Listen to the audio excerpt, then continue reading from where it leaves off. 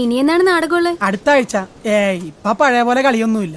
അതൊക്കെ KPC-യിലായിരുന്നപ്പം ഡെയിലി 2 കളിയായിരുന്നു. ഇപ്പൊ കലയേക്കാ ഭേദം കടൽ തന്നെയാണ്. ഇന്നലെ വലിയ കോളൊന്നും ഉണ്ടായില്ല. ഒരു പങ്ക് 300 രൂപ കിട്ടിയുള്ളൂ. ദേടി നിന്നെ യാത്രയൊക്കെ നിപ്പുണ്ട് കേട്ടോ. നോക്കണ്ട.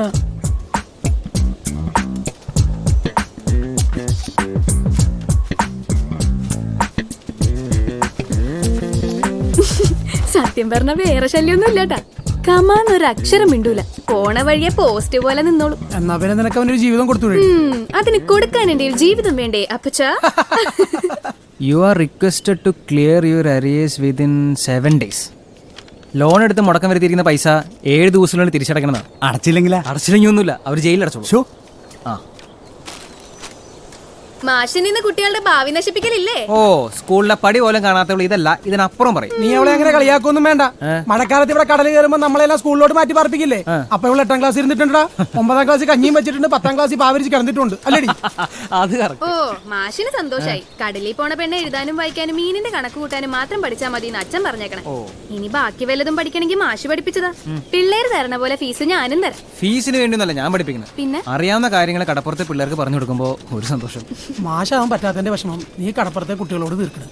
സിനിമാടനാവാൻ പറ്റാത്തതിന്റെ വിഷമം ഞാൻ നാടകം കളിച്ച് തീർക്കണം. ഒന്നോർത്താൽ എല്ലാവരുടെയും ജീവിതം ഇതുപോലുള്ള വിഷമം തീർക്കലില്ലേ മോന? ഇതേത് നാടകത്തിലാണല്ലോ. നാടകത്തിലല്ല, ഇത് കുടുംബം ഒരു പ്രതിസന്ധി അല്ലെന്ന്. അപ്പച്ചനെ കാണാൻ സിനിമാ നടനെ പോലെ ഉണ്ട്. അയ്യോടാ എന്റെ പൊന്നെ, മോൻ നോക്കിക്കോ. അപ്പച്ചൻ ഉടനെ എന്നെ സിനിമയിൽ അവരിക്കും കേട്ടാ. ഇനി ഏത് കാലത്താ നമ്മൾ ഒരുമിച്ച് നാടകം കളിക്കുന്ന കാലം തൊട്ട് ഞാനിത് കേൾക്കുന്നതാ. ഏടി നീ നോക്കിക്കോ, ഇത് നടക്കും. ഇല്ലടാ അമ്മ ഇപ്പൊ എന്താ നാടകത്തിന് പോകാത്ത? അമ്മ നാടകത്തിന് പോയാ പിന്നെ മോന്റെ കാര്യങ്ങളൊക്കെ ആരാ നോക്കുന്നേ? അപ്പച്ചൻ. ഓ, ഈ പറഞ്ഞത് കേട്ടാ കൊച്ചിന്റെ കാര്യങ്ങളെല്ലാം നോക്കണം ഇവളാണെന്ന് തോന്നുമല്ല. മക്കളെ ചുമ്മാ ഇരിക്കല്ലേ ഇവിടെ? തുടങ്ങി ക്രിസ്ത്യാനി ചെക്കനൂടെ പൊറുക്കാൻ തുടങ്ങിയല്ലേ അതനുസരിച്ച് ജീവിക്കാൻ പഠിക്കണം. കെട്ടി വന്നിട്ട് കാലം എത്രേ. എന്തെങ്കിലും നമ്മുടെ ജീവൻ പഠിച്ചിട്ടുണ്ടാ ഇവള്? കൊന്തേത്തിക്കണ നേരത്തെ അവക്കണം ബന്ധം കൊളുത്തി വെക്കല്. നാത്തോനൊന്നും മിണ്ടാതിരുന്നേ. എന്റെ സാലമ്മേ, എന്റെ മനസ്സിൽ തോന്നുന്ന പറഞ്ഞില്ലെങ്കിലേ എനിക്ക് ഉറക്കം വരികയല്ല. നല്ല പ്രായത്തിൽ കല്യാണം കഴിക്കാത്തോണ്ട് മറ്റുള്ളവരുടെ ജീവിതം കാണുമ്പോ അമ്മായിക്ക് കുശുമ്പാ. അപ്പച്ചാ, നിന്റെ നാടകത്തിന്റെ ഡൈകോലൊന്നും എന്റെ ഇടയ്ക്ക് പറയാൻ നിക്കല്ലേ. നീ ജനിക്കണ മുമ്പേ ചവിട്ടടം കളിച്ച് തഴമ്പിച്ച കാലാണിത്. എനിക്ക് കാണണ കൊള്ളി. മതി മതി മതി മതി. സരസ്വതി ഒന്നും തിരിച്ചു പറയാത്തോണ്ടല്ലേ അമ്മായി കിടന്ന ആളാവണത്. സരസ്വതിയാ മ്യാറിന്ന് വിളിക്കടാ. പിന്നെ മാർക്കൻകുട്ടി മ്യാറിന്ന് പേരിട്ടേക്കണതിനാണ്. എനിക്ക് സൗകര്യമുള്ള പോലെ ഞാൻ വിളിക്കും. അമ്മായി അമ്മയുടെ പണി നോക്ക്. അമ്മായി എന്തെങ്കിലും പറഞ്ഞോട്ടെ, ചേട്ടൻ എന്താ? ഇവിടെ പെണ്ണുങ്ങളെ കൊണ്ട് ഒരു കുഴപ്പമില്ല. ഇവന്റെ പോരാണ് സഹിക്കാൻ പറ്റാത്തത്. ആലപ്പിയപ്പന്റെ ഡൈഗോൾ കേട്ടത് ജീവിക്കേണ്ട ഗതിയാണെന്ന് എനിക്കില്ല. ഞാൻ എന്റെ പാട്ടിന് പോവുകയാണ്. അതുകൂടി ഉരുട്ടി നിന്റെ മകനുമാണ്. അപ്പുറത്തൊരു പായം തലേനുണ്ടല്ലോ, അതിന്റെ അഹങ്കാരാണ് ഈ അമ്മായിക്ക്.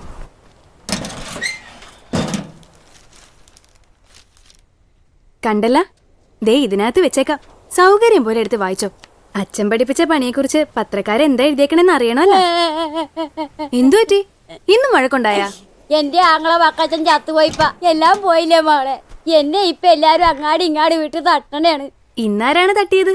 അത് എന്നോട് പറഞ്ഞിട്ട് എന്തിനാ? നിങ്ങൊരു ടീമല്ലേ? ഓ, തട്ടിയാളെ പിടികിട്ടി. അപ്പച്ചൻ ചേട്ടനാണ് പ്രതിയല്ലേ? ഓ, തുടങ്ങി അവന്റെ കൊലവിളി. അവൻ നാടൻ കളിച്ചിടക്കുന്ന ആയിരവെണ്ണെ കെട്ടാൻ പോയിപ്പോഴേ ഞാൻ മാത്രം എതിർത്തില്ല. കാരണം എന്താണെന്നറിയാമാ?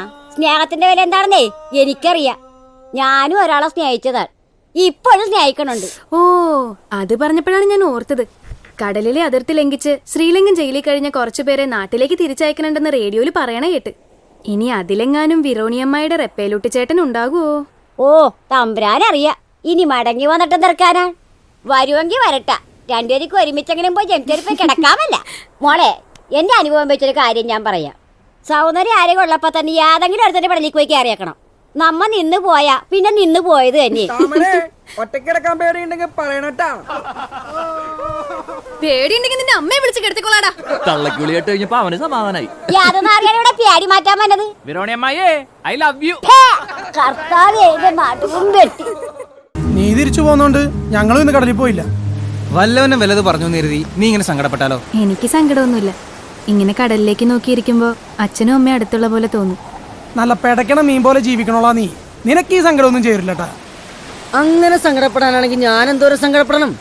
ഫുൾ ടൈം വെള്ളം ഒടിച്ച് മണ്ണിൽ കിടന്ന് മണ്ടുമാന്തിന്ന് പേര് കിട്ടിയ ഒരു അച്ഛൻ, ഒരു തരകന്റെ ഒപ്പം ഒളിച്ചോടി പോയി പിഴയെന്ന് പേര് കളിപ്പിച്ച അമ്മ, ഇനി അമ്മനെ പോലെ പിഴച്ചു പോകുന്നിടത്ത് നാട്ടുകാരെ നോക്കിക്കണ ഒരു പെങ്ങള്. ഇത്രയൊക്കെ ഉണ്ടായിട്ട് ഞാൻ ഹാപ്പിയല്ലേ? ദേ താമര ചിരിച്ച്, താമര ചിരിച്ച്. മതി മതി മതി, എണീറ്റ് എണീറ്റ്. ആരുടെ മുന്നിലും തളരാത്ത ചെന്താമര ഞങ്ങൾക്കിഷ്ടം. ഒന്നുമില്ലെങ്കിൽ നീ ഞങ്ങയും അല്ലമാരോടൊപ്പം പുറംകടലിൽ നിന്ന് കൊമ്പനെ വരെ പിടിച്ചിട്ടുള്ള പെണ്ണല്ലേ? എന്നിട്ടാണ് വീരോണിയമ്മായി പറഞ്ഞ പോലെ ആ സുഗുവിന് ഡയഗോലിന്റെ മുന്നിൽ തളർന്നു പോയത്. നിനക്ക് ഞങ്ങ നല്ലൊരു ചെറുക്കനെ കണ്ടുപിടിച്ച് തരുന്നുണ്ട്. അച്ഛനും അമ്മയും അനിയത്തിയും ഒക്കെ ഉള്ളൊരു ചെറുക്കൻ. അപ്പൊ നിനക്ക് എല്ലാരും ആയല്ല. ചെറുക്കൻ നല്ല തന്നെയായിരിക്കും, പക്ഷെ അച്ഛനും അനിയത്തേ ഉണ്ടാവുള്ളൂ, അമ്മ ഉണ്ടാവൂല. അതെന്താ? എന്റെ അമ്മ തരകന്റെ കൂടെ വിളിച്ചോടി പോയില്ലേ? പിടിക്കണവനെ. ഞങ്ങളെപ്പോഴും ഇവർ അറിഞ്ഞത്. ആരാ കക്ഷി? ആരാ എന്താന്ന് ഒന്നും അറിഞ്ഞൂടാ. ആളെങ്ങനെയുണ്ട്? പെടക്കണ്ട, അതാ ഐസിട്ടാ. ബോധം തെളിഞ്ഞിട്ടുണ്ട്. എന്നിട്ട് എന്തെങ്കിലും സംസാരിച്ചാ? നേഴ്സ് ചോദിച്ചിട്ട് ഒന്നും പറയണില്ലാന്ന്. രണ്ടെണ്ണം പൊട്ടിച്ച തത്ത പറഞ്ഞ പോലെ എല്ലാം പറയൂ. ഓടാ അവിടുന്ന്. ഇതെന്താ കളവ് കേസാ? പറയാൻ പറ്റൂല. കസ്റ്റംസുകാരെ പേടിച്ച് ചിലപ്പോ സ്വർണ്ണ ബിസ്ക്കറ്റായിട്ട് കടലിൽ ചാടിയാണെങ്കിലാ. ആയിരിക്കോടാ. ഏയ്, കണ്ടിട്ടൊരു പാവം കാരണവരാ. ഓ, അച്ഛന്റെ പ്രായമുള്ളവർ കണ്ട ഇവക്ക് സഹതാപമുള്ളൂ.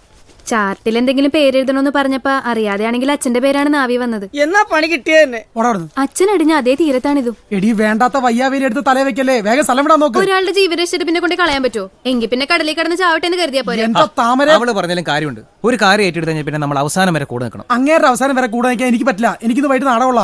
ഞാൻ ആ അർത്ഥത്തിലല്ല പറഞ്ഞേ. നീ പറ, ഞങ്ങൾ ഇപ്പൊ എന്താ ചെയ്യേണ്ടത്? മരുന്നും ഡ്രസ്സും വാങ്ങണം. അത്രല്ലേ ഉള്ളൂ. വാ. അല്ല, ഇവിടത്തോളം വന്ന സ്ഥിതിക്ക് കാരണവരുടെ ബോഡി ഒന്ന് കണ്ടേ. എന്റെ ശാരംഗ ശവത്തിനാണ് ബോഡി എന്ന് പറഞ്ഞത്. പിന്നെ അപ്പൊ ബോഡി ബിൽഡിംഗ് എന്ന് പറഞ്ഞതാ. അങ്ങനെയാണെങ്കിൽ ജിംനേഷ്യത്തിൽ പോണവന്മാരൊക്കെ ശവങ്ങളാണ്. മാഷ് എനിക്ക് ട്യൂഷൻ എടുക്കല്ലേ. ആ വെള്ളം പോട്ടെ, വെള്ളം പോട്ടെ.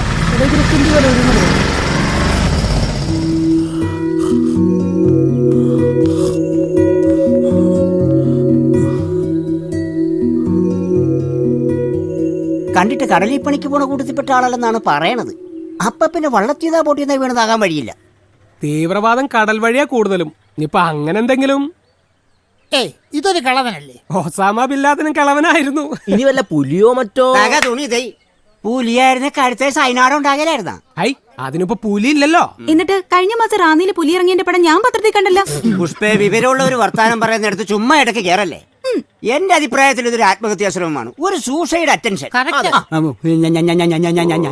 അവന്റെ ചന്ദ്ര, നീ ഇത് പറഞ്ഞു കഴിയുമ്പോഴത്തേക്ക് എനിക്ക് സഹകരണ സംഘത്തിന്റെ മീറ്റിംഗ് കഴിഞ്ഞ് വരാം. ഹൈ, പോട്രോ വിടറോ. ആ പാവത്തിന് എല്ലാരും കൂടി കളിയാക്കണ്ട കേട്ടാ. താങ്ക്സ്.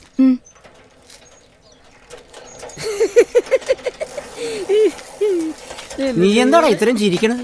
എന്റെ തന്തപ്പടി വെള്ളമടിച്ചിട്ട് അപ്പുറത്തെടുത്ത് മണ്ണുമാന്തനായിരുന്നു. എന്റെ സൈക്കിൾ കയറി തന്നെ അങ്ങനെ ചത്തേനെ. ഇങ്ങനെ ചിരിക്കാണ്ടിരിക്കും. ഡേയ്, 10 ഗ്രാം ഒന്നിന്റെ നൂല് ഒന്നെടുത്ത് വെച്ചേക്ക്. കാശ് നാളത്തിലാട്ടാ. കട കൊടുക്കാൻ പാടില്ലെന്നാ മുതലാളി പറഞ്ഞേക്കണേ.